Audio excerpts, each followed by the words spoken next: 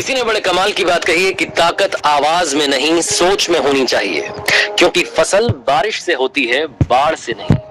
Hi guys, मेरे आज की कहानी आप में से किसी दोस्त ने मुझ तक पहुंचाई है।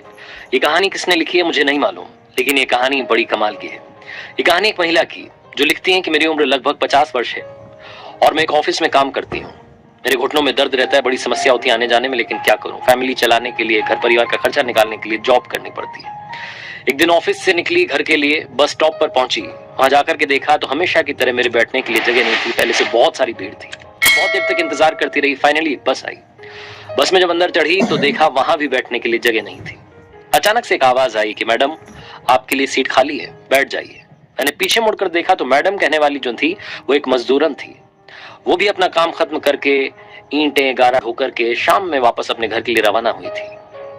मैंने गौर से देखा तो मुझे लगा कि चेहरा तो मेरे साथ में बस स्टॉप पर खड़ा था।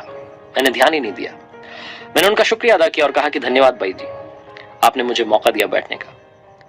मुझे अच्छा लग रहा था। मैं ऊपर वाले को बार बार धन्यवाद कर रही थी कि क्या बात है, इतने अच्छे अच्छे लोग दुनिया में हैं। थोड़ी देर के बाद में मेरे पास वाली सीट पर एक महिला बैठी थी। उनका स्टॉप आ गया, उठ करके चली गई, सीट खाली हो गई।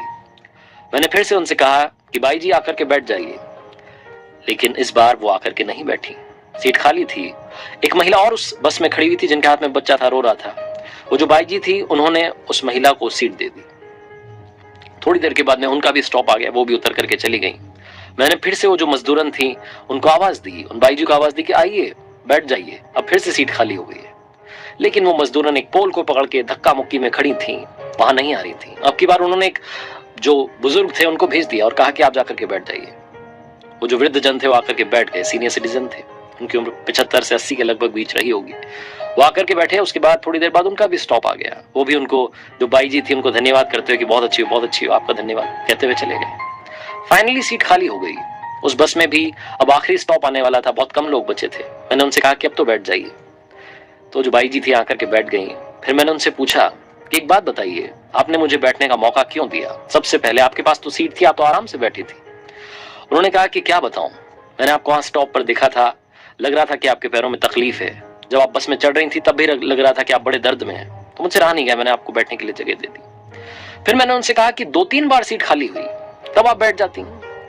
तो जो बाई जी थी उन्होंने कहा कि मैं बाद में बैठ जाती, लेकिन मैंने देखा कि एक बच्चा रो रहा था, उसकी माँ उसको गोद में लेकर के खड़ी थी, मुझसे देखा नहीं गया, मैंने उनको बैठने के लिए जगह दे दी। और उसके बाद में वो वृद्ध जन, वो बुजुर्ग जो कि खड़े थे, वो खड़े रहते और मैं बैठ जाती, अच्छा कैसे लगता। तो मैंने उन्हें बैठने के लिए मौका दिया, मुझे आशीर्वाद दे करके गए।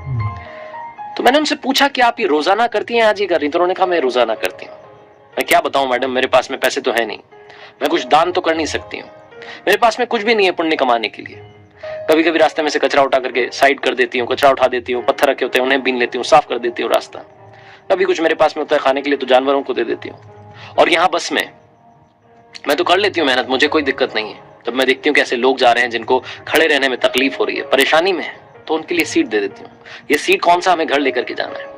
ये छोटी सी यात्रा जिसमें वो कहती हैं कि मैंने काफी कुछ सीखा। और वो जो बाई जी थी जो मजदूरी कर रही थी, उन्होंने मुझे पता नहीं कितना बड़ा लेसन दे दिया। दुनिया में लोग कई बार सोसाइटी के लिए कुछ कर रहे होते हैं, लेकिन दिखावे के लिए कर रहे होते हैं। वो कहती हैं कि वो चुपचाप अपना काम कर रही थी, जितना बन पड़ रहा था थोड़ा बहुत जो दूसरों के लिए कर सकती थी वो कर रही थी।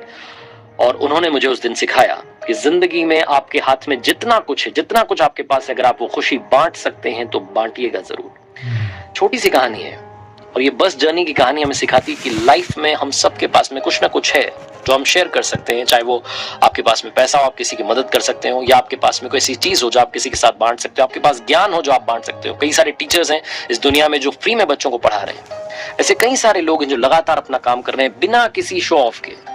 आजकल लोग थोड़ा सा दान करते हैं लेकिन हल्ला बहुत सारा करते हैं। ईमानदारी से अगर आप किसी की मदद करेंगे तो अपने आप ऊपर वाला आपकी मदद करेगा, क्योंकि आपको भी नहीं मालूम चलेगा कि कब ऊपर वाला बनकर आपके पास इंसान के रूप में आ जाएगा। आरजे कार्तिक बस ये कहना चाहता है, चलिए ज्ञान तो सभी के पास है, कर दिखाओ कुछ ऐसा कि दुनिया करना चाहे आपके जैसा।